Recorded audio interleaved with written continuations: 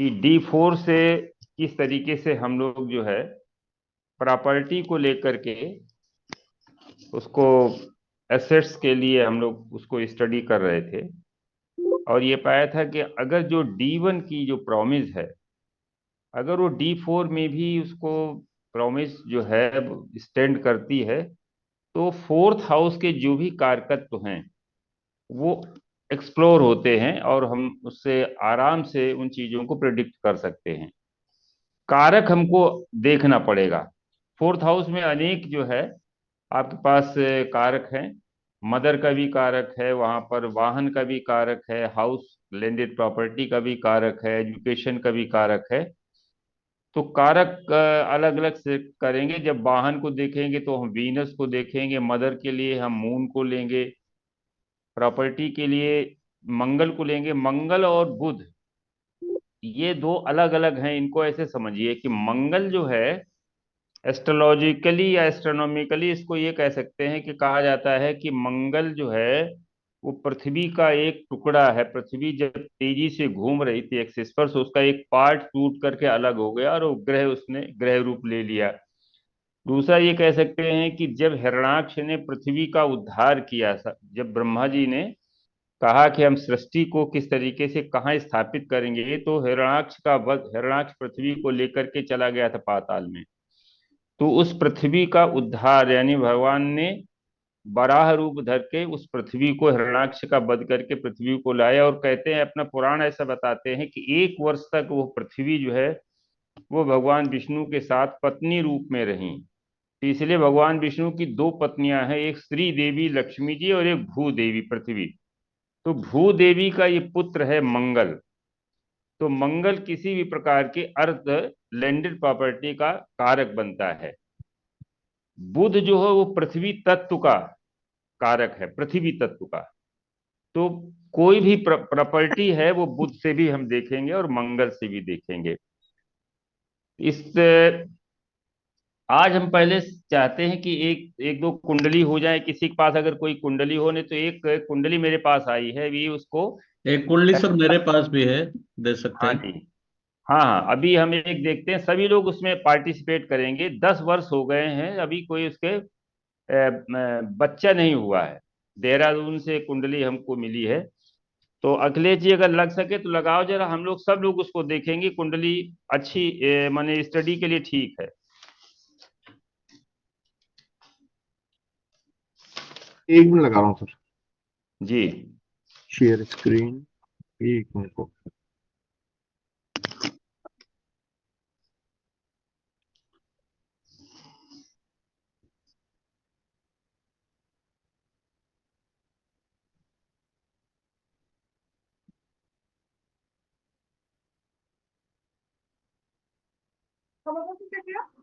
एक मिनट। हाँ, पेन पे सर।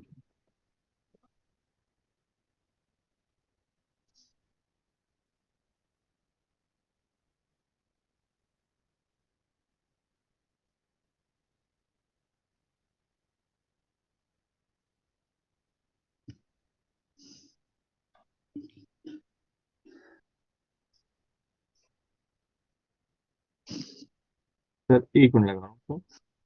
जी।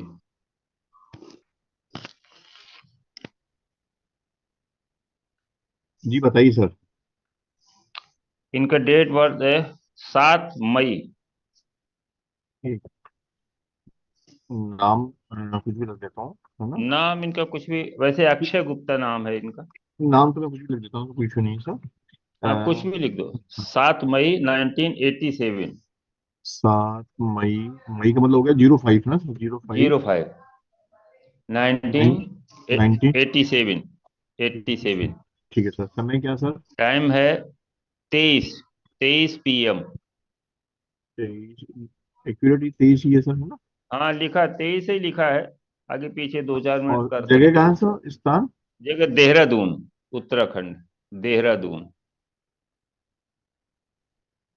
उत्तरांचल, उत्तरांचल ही हुआ सर। हाँ, उत्तरांचल या उत्तराखंड जो भी हाँ, उत्तराखंड आ रहा उत्तरांचल है। लिखते हैं। हाँ, और इस पे लिख दो उत्तराखंड, देहरादून ना फिर। हाँ, देहरादून।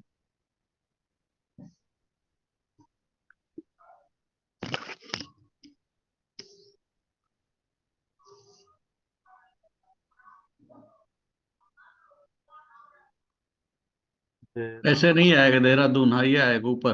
हाँ डिस्ट्रिक्ट, ये देहरादून डिस्ट्रिक्ट या देहरादून में है सर? ऊपर ऊपर ऊपर ले लीजिए, ये 77। सर, ये ले लें सर, देहरादून ले लें सर, हाँ ठीक। 77 वाला ले हाँ हाँ, लें। देहरादून ठीक है। ये आ गया। देखिए, धनु लग्न की कुंडली है, सभी लोग इसको देख लें, बना भी लें, अच्छा है, अपने स्टडी पर्पज से अच्छी कुंडली है। इनकी पत्नी का भी है चार्ट, वो हम देखें। अब हमको ये देखना है कि पहले तो ये देखना है कि इनका मैरिटल किस तरीके का है। इस जातक ने अनट्रेडिशनल, ये गुप्ता है और एक चौहान लड़की से इसने शादी की है, लव मैरिज। तो इसको हम लोग कैसे देख सकते हैं कि सप्तमेश जब सप्तमेश पंचम पंचम में, में है। हाँ सप्तमेश जब पंचम में होता है तो इस तरीके का अफेयर होता है। और बृहस्पति उस समय रहा होगा, उसने इसको फ्रेक्टिफाई कर दिया और मैरिज हो गई। 2013 या 14 में शादी हुई थी इसकी। अब हमको ये देखना है कि इसमें अभी तक बच्चा क्यों नहीं हुआ। तो पहली चीज तो देखें कि लग्नेश जो है, क्योंकि लग्नेश जो है वही सबसे प्रमुख ग्रह होता है हमारे उसमें वैदिक एस्ट्रोलॉजी में। पहले वैदिक से देखेंगे, फिर हम लोग इसको जो है नाड़ी से देखेंगे। नाड़ी में तो बहुत क्लियर है कि जब भी सूर्य और बृहस्पति राहु के उसमें होते हैं, क्लच में, तो पितृदोष भी लगता है और जो संतान में बाधा आती है। अब इसमें देखिए, पंचम हाउस को हम लोग देखेंगे कि फिफ्थ का जो लॉर्ड है वो छठे में बैठा हुआ है, और इसका जो लॉर्ड है वो छठे में बैठा है और 12वें भाव से शनि से दृष्ट है। शनि मंगल जो है वैसे भी परम ये शत्रुवत है, वैसे ये इंजीनियर है। शनि मंगल ने एक तो काम कर दिया, इसको इंजीनियर तो बना दिया जो आमने सामने है। लेकिन पंचमेश छठे में, एक बार आपको सबको याद होगा कि हमने बताया था कि जब पंचमेश छठे भाव में जाता है और उसमें मंगल इन्वॉल्व हो जाता है, ये था लग्नेश मंगल के साथ में हो या लग्न को मंगल देखता हो, लग्नेश को मंगल देखता हो, तो ऐसे जातक के एक संतान होती है और वो मर जाती है। ये थोड़ा सा असर का योग है। तो इसमें आप ठीक लग रहा है कि पंचमेश जो है वो छठे भाव में मंगल है और अपनी अष्टम दृष्टि से लग्न को देख भी रहा है। इसके बाद एक संबंध होता है, वो केंद्रीय संबंध। केंद्रीय संबंध का मतलब होता है कि दशम में बैठा हुआ जो ग्रह है किसी भी ग्रह से, तो लग्नेश जो है वो मंगल से दशम में बैठा हुआ है। नाड़ी में हम ये कह सकते हैं कि जो मंगल है द्वितीय राशि में, सेकंड राशि में है, तो 2 6 10, 2 6 10 में इस पूरे ट्राइन में इसका इम्पैक्ट है।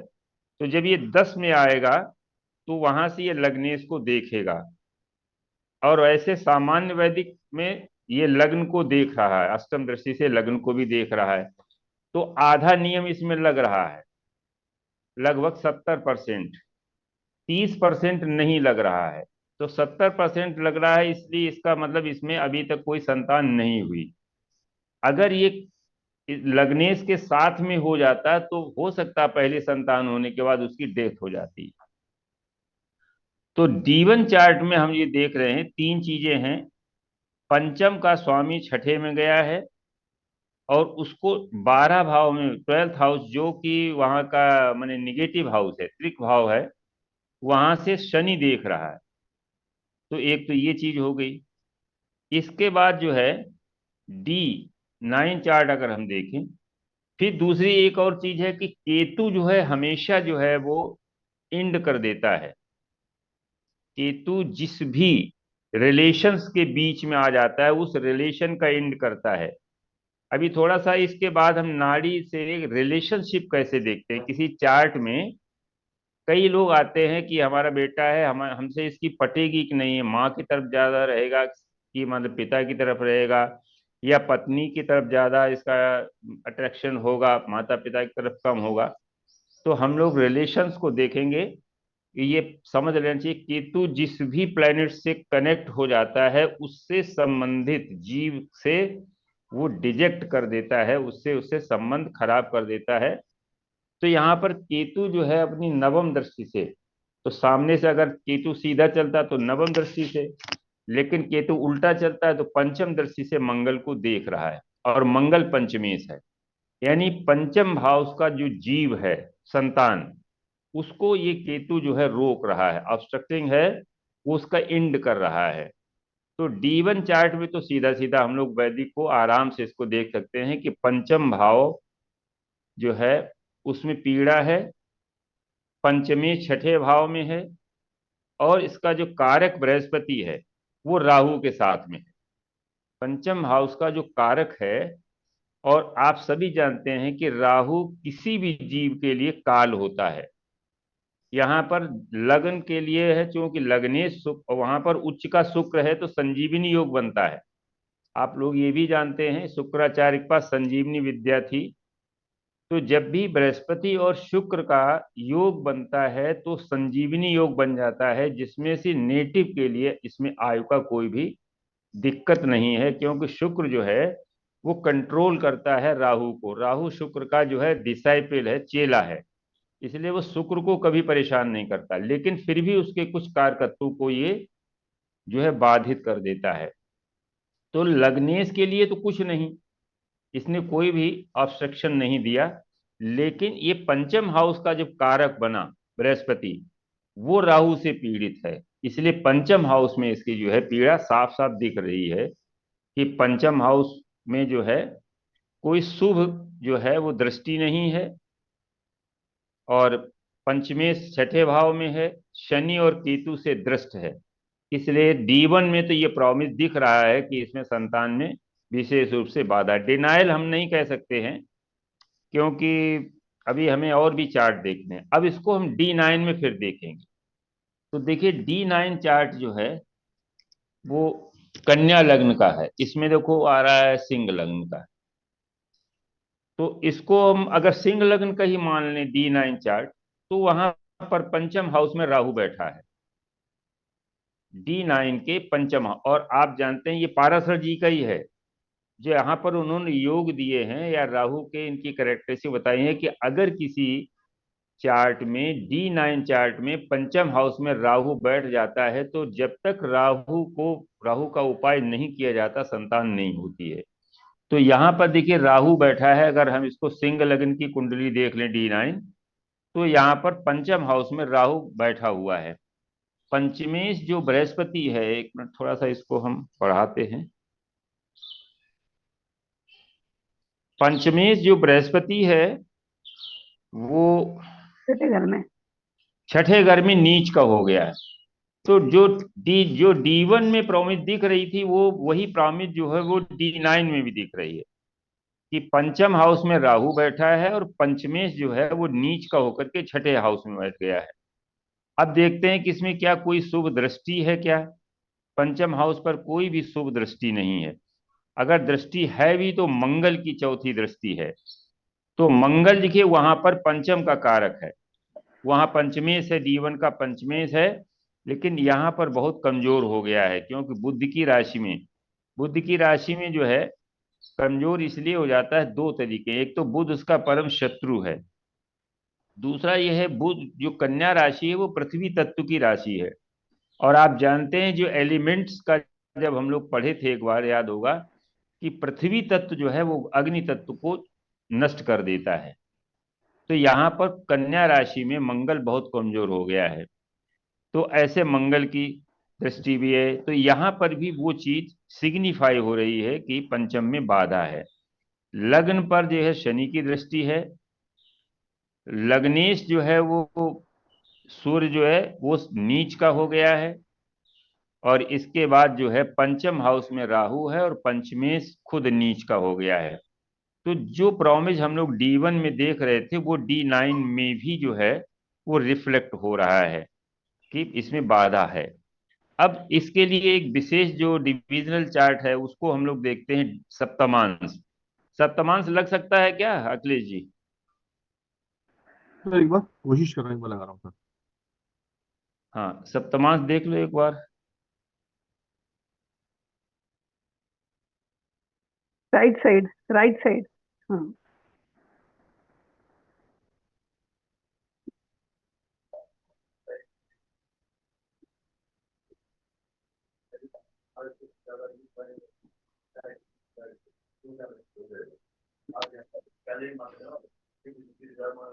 ये इस कुंडली में आप जो है वो दोबारा फिर करिए अखिलेश जी। ये किया मैंने, ये सप्तांश देखिए लगाया। यहाँ जो संदर्भ लिखा, सुनिए सुनिए, संदर्भ जो लिखा है ना, संदर्भ, जी यहाँ सर, जी पहले सर। जन्म में आइए, जन्म में आइए पहले। ये जन्म हाँ, का है, इसको ठीक है। क्लिक करिए, फिर सप्तमांश पे जाइए। अब जाऊँ हाँ, सर? जन्म का सप्तमांश चाहिए। हाँ, ये और कुंडली ये को। एक मिनट फिर से करिए, अभी चार्ट लगा नहीं है, ये आपका खाली वर्क। हाँ, उसी उसी पे फिर करिए क्लिक। नहीं नहीं, वो, हाँ हाँ।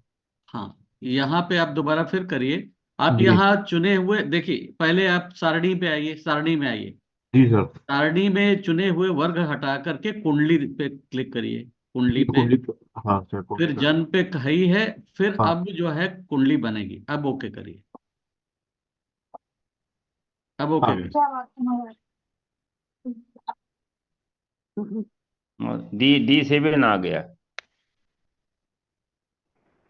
अब जो चीज हम लोग D7 में देख रहे थे कि D7 की लग्न मीन लग्न आ रही है D7 की, और इसमें फिर देखते हैं कि लग्नेश क्या कह रहा है।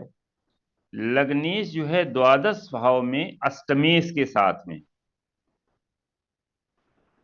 सप्तमांश का जो लग्नेश है वो संतान को सीधे सीधे सिग्निफाई करता है कि इसमें प्रॉमिज है कि नहीं, डिजायर है कि नहीं जातक में, या कैपेबिलिटी है कि नहीं, वो हम देखेंगे लग्न से। सप्तमांश का लग्न जो है उस पर जो वो जो है बैठा हुआ है 12th हाउस में, और अष्टमेश जो है वो बैठा हुआ है पर। तो आपने पढ़ा है कि किसी भी भाव का स्वामी जब त्रिक भाव में किसी अन्य त्रिक भाव के लॉर्ड के साथ बैठता है तो उसके कारकत्व जो है वो नष्ट हो जाते हैं।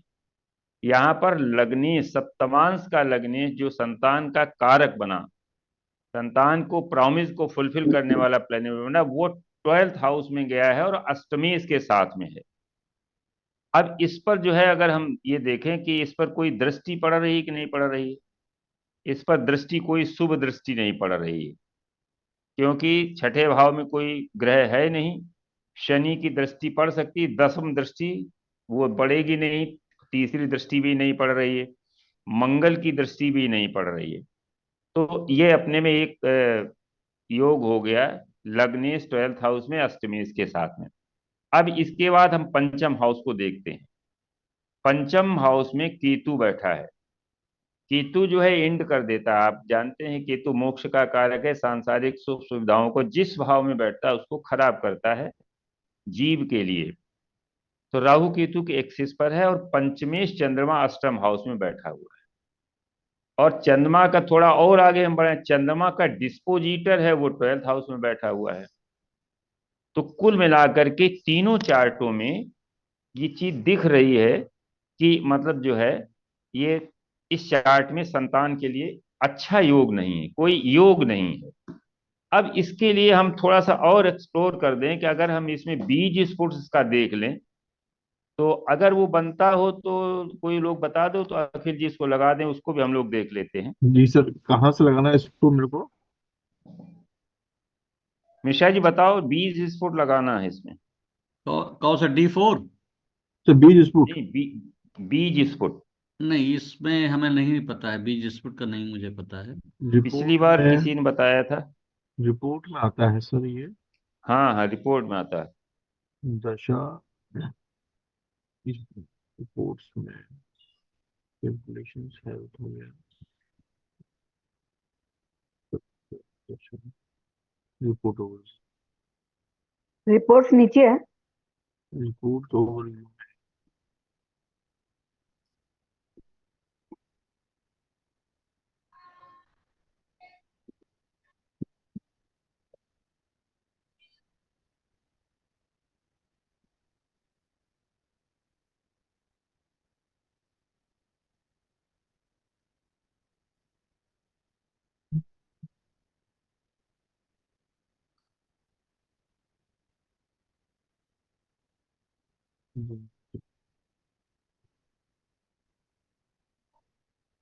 बेसिक कैलकुलेशन में देखिए, बेसिक कैलकुलेशन ऊपर जो लिखा है उस पे तो नहीं है कहीं?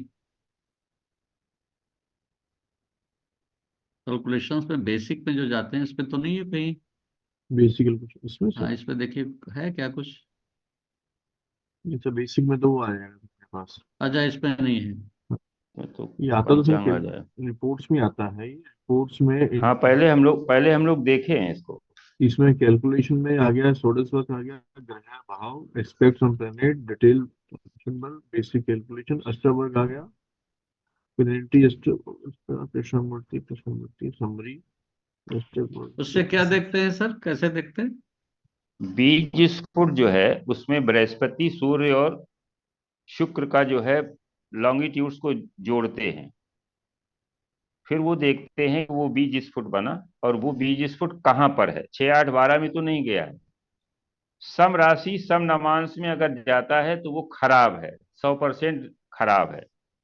विषम राशि विषम नवांश में जाता है तो 100% अच्छा है। एक में सम है और एक में विषम है तो 50% अच्छा है। अच्छा। इसमें चलो अच्छा, इसको ऐसे कैलकुलेट हम किए लेते हैं। इसका जी सर। लॉन्गिट्यूड वाला जो है देखते हैं कहाँ पर है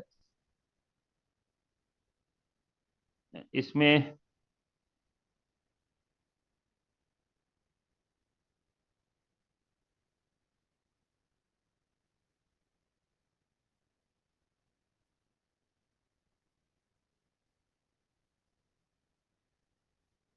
इसमें राशि अंश कला कहाँ पर है? राशि अंश कला सर।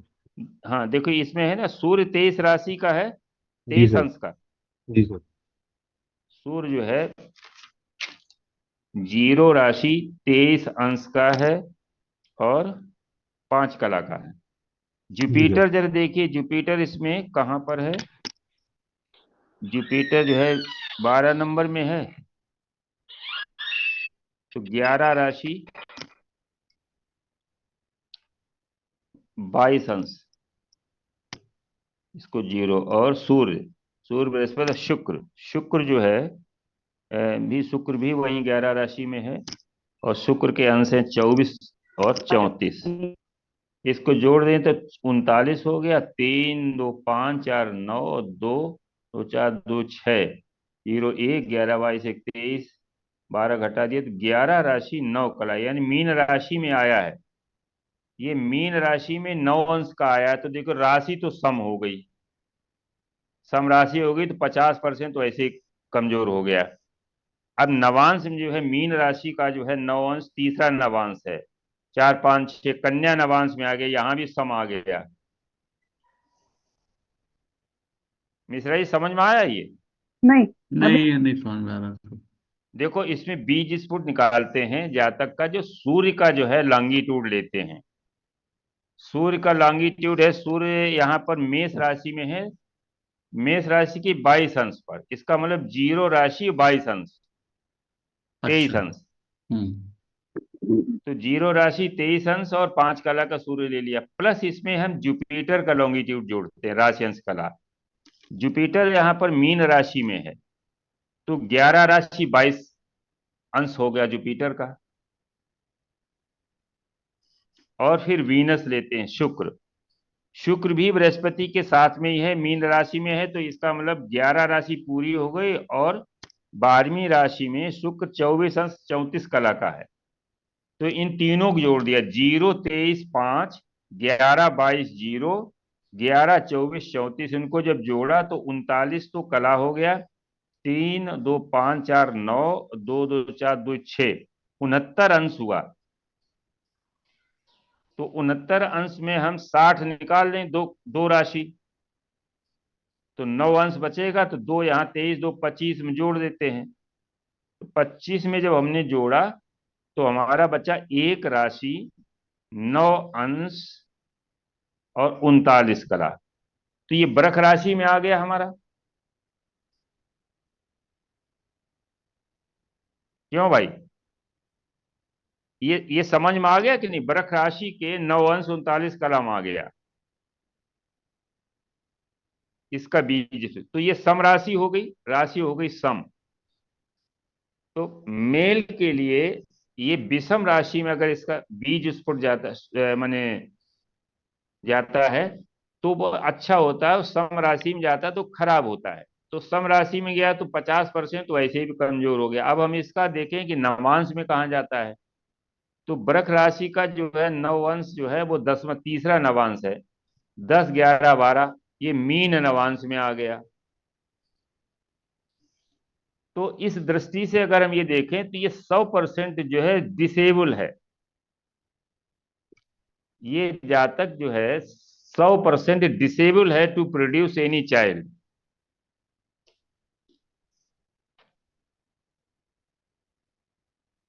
और वैसे भी देखिए यहाँ इसका शुक्र की डिग्री जो है वो 24 है और राहु की शायद 16 है।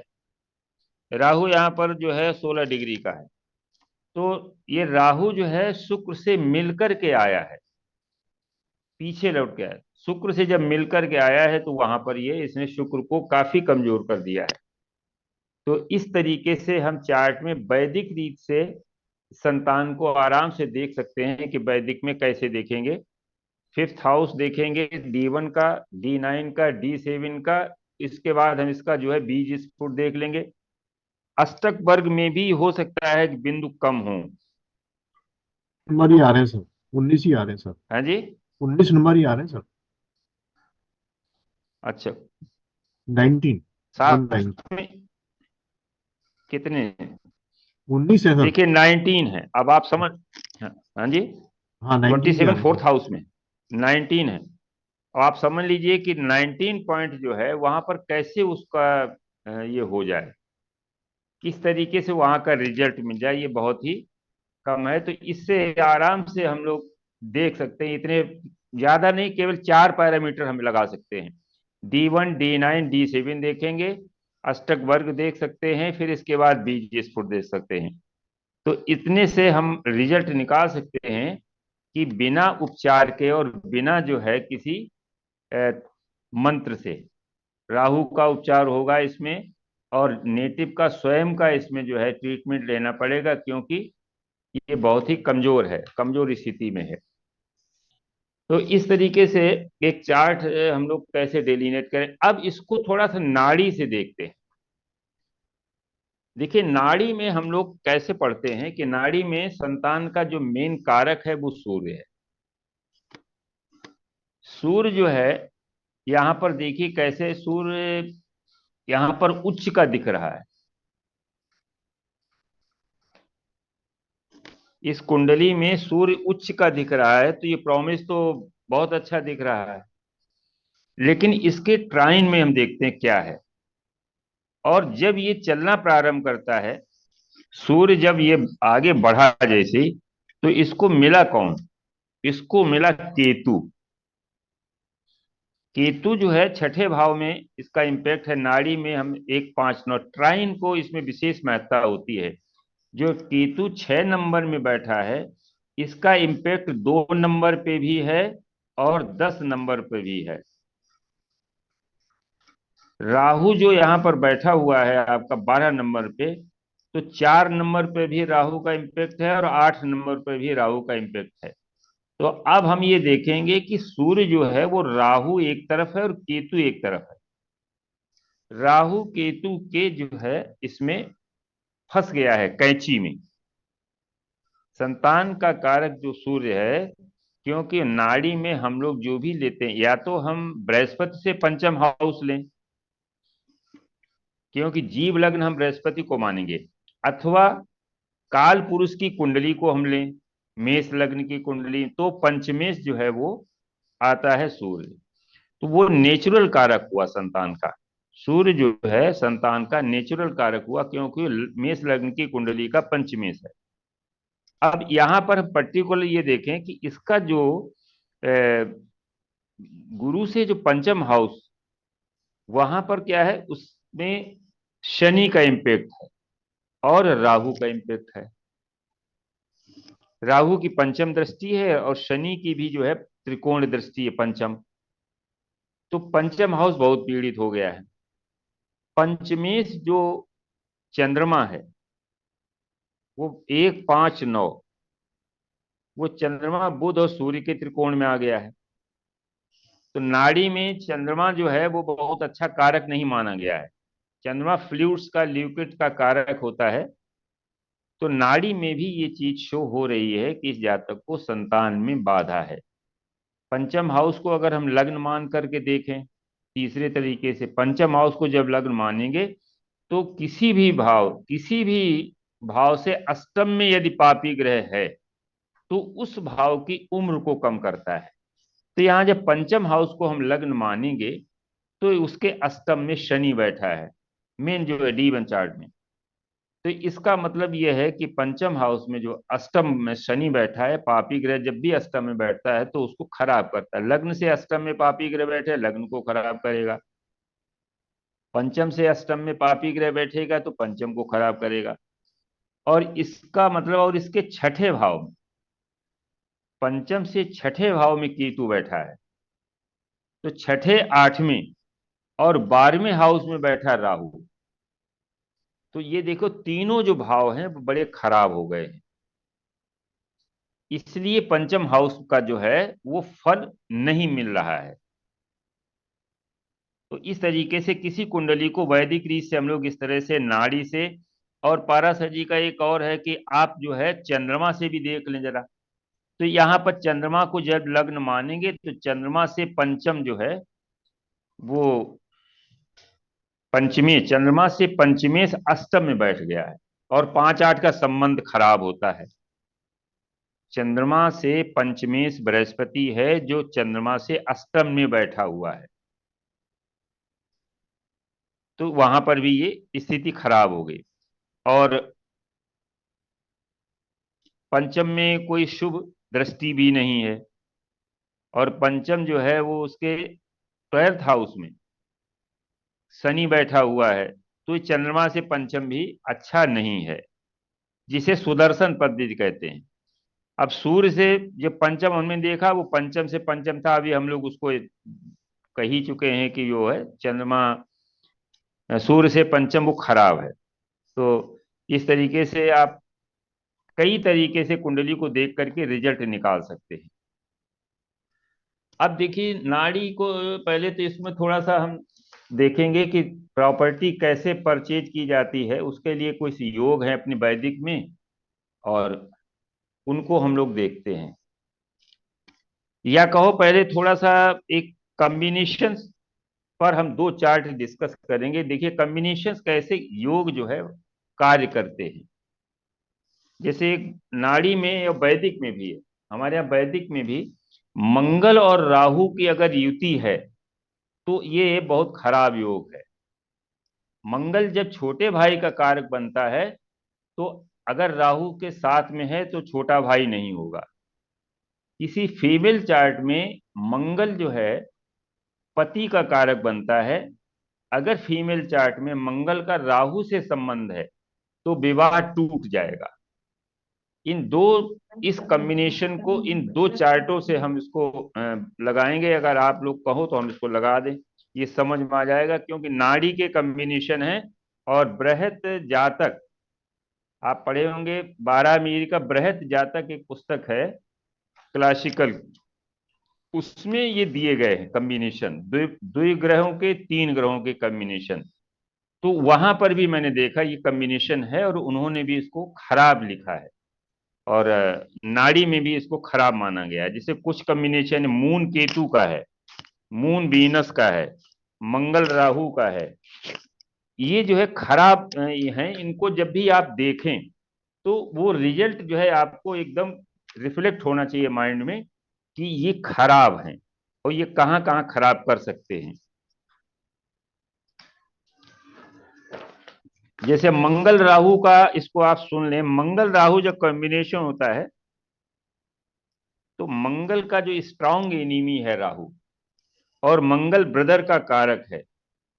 इसका मतलब अगर मंगल से राहु की डिग्री ज्यादा है, कभी कभी तो क्या होता है कि मंगल राहु आगे पीछे एक ही साइन में हो, डिग्री नहीं भी काउंट करते हैं तो भी ऐसे जातक का छोटा भाई नहीं होता है। मुझे तो प्रैक्टिस में आ गया है, अगर मंगल राहु को हम देखते हैं तो सबसे पहले पूछते हैं छोटा भाई है कि नहीं। किसी फीमेल के लिए अगर कंपैटिबिलिटी के लिए चार्ट आता है और मंगल राहु के साथ में है, अगर उसका छोटा भाई नहीं है तो हम मना कर देते हैं कि इस फीमेल के साथ, इस लड़की के साथ शादी ना करो, क्योंकि बाद में शादी के बाद यही मंगल जो है लड़की की कुंडली में पति बन जाता है। अगर राहु के प्रभाव में है तो जब भाई उसने नहीं आने दिया, तो जब पति बनेगा तो पति को भी जो है वो एक्सीडेंटल योग बना करके उसको भी खत्म कर देगा। तो इस कम्बिनेशन में ये एक्सीडेंटल कम्बिनेशन कहलाता है। जीवन में कभी न कभी एक्सीडेंट जरूर घटता है अगर मंगल राहु का कम्बिनेशन है। इसके बाद एक हम लोगों ने पढ़ा था कि अगर किसी भाव में वैदिक से और किसी राशि में नाड़ी से एक साथ शनि मंगल और राहु का इंपैक्ट आता है, तो वहां पर जो है कैंसरिक जो है डिजीज होने की पूरी संभावना होती है, क्योंकि मंगल और राहु मिलकर के ब्लड को पॉल्यूट कर देते हैं। मंगल राहु मिलकर के ब्लड को पॉल्यूट कर देते हैं, तो उस तरह की भी एक बीमारी ये देते हैं। मंगल जो है एनर्जी का कारक है, राहु जो है वो थोड़ा एक्सपेंशन का कारक है। तो ऐसे जातक जो है वो बहुत शार्ट टेम्पर्ड हो जाते हैं, जिनका जो है और बहुत ही इमोशन, अगर ये जो है वाटरी साइन में बन जाता है, अगर मंगल राहु का कॉम्बिनेशन किसी वाटरी साइन में बन जाता है, तो ऐसा जातक ड्रिंक करने लगता है, क्योंकि राहु जो है वो ड्रिंक का कारक है। और वो जो है जब लिक्विड के इसमें वाटरी साइन में आता है तो वो इसको लग जाता है। अब इसके कहते हैं कि अगर ये अच्छी किसी मंगल की राशि में, एरिस में या फिर जो है सेजिटेरियस में अगर ये कॉम्बिनेशन बनता है, तो जातक को किसी आर्म्ड फोर्स का जो है बड़ा पद भी दिला देता है, क्योंकि राहु जो है सडन कोई न कोई काम करता है। तो इसमें कई एक चीजें हैं, तो उसको आप देखिएगा। यहाँ चार्ट लगाते हैं, उस चार्ट से थोड़ा सा हम लोग स्टडी करते हैं कि मंगल का जो है डिग्री 28 है और राहु की 21 है एक चार्ट में, तो इस जो है जातक के छोटा भाई नहीं है। तो इसको हम दूसरे तरीके से वैदिक से भी पहले देख लेते हैं, एक चार्ट लगाते हैं। 8 मार्च 1973, 8 मार्च 1973, टाइम 9:10 AM, प्रातः 9:01 AM, मुंबई।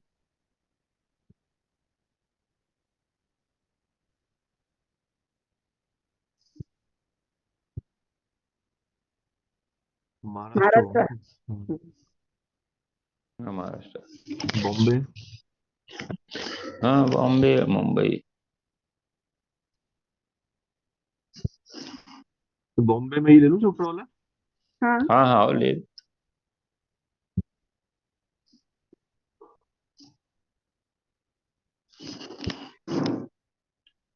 अब देखो इसमें चार्ट में देखते हैं इसको, पहले वैदिक से फिर नाड़ी से।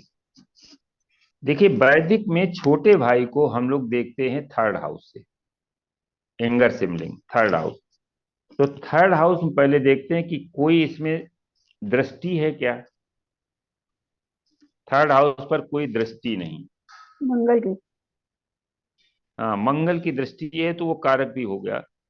इसके बाद जो है थर्ड का जो लॉर्ड है वो शनि है, वो अपने से अष्टम में बैठ गया है। और थर्ड हाउस से जो जुपिटर है वो स्वामी है किसका, एकादश का और सेकंड का।